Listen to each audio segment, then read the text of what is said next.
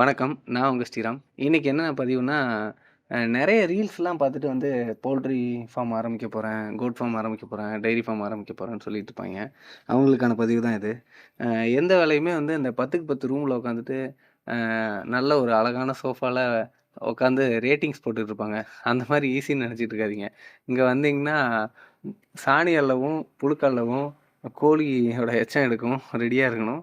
அப்பனா தான் அந்த இதுக்கெல்லாம் வந்து நீங்க தகுதியானவங்க.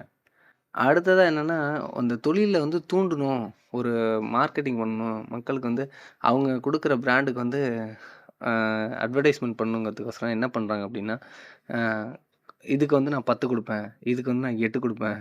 இதுக்கு வந்து நான் 7 குடுப்பேன். இதுல வந்து ரிஸ்கே கிடையாது. இதுல வந்து ஃபீட் காஸ்ட்டே கிடையாது.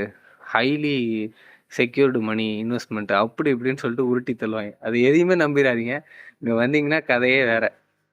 உண்மையான லாபம் எங்க இருக்கு அப்படின்னு பார்த்தீங்கன்னா, உங்களுக்கு மார்க்கெட்டிங்கே பண்ண தெரியல அப்படின்னாலும், தூய சிறுவடை, தூய பெருவடை பண்ணீங்கன்னா தப்பிச்சுக்கலாம். வேற எந்த கோழி பண்ணாலும் மார்க்கெட்டிங் தெரிஞ்சா தான் தப்பிக்க முடியும். அடுத்து மார்க்கெட்டிங் பத்தி, நோய் மேலாண்மை பத்தி, தீவன மேலாண்மை பத்திலாம் அடுத்தடுத்த வீடியோக்குள்ள சொல்றேன்.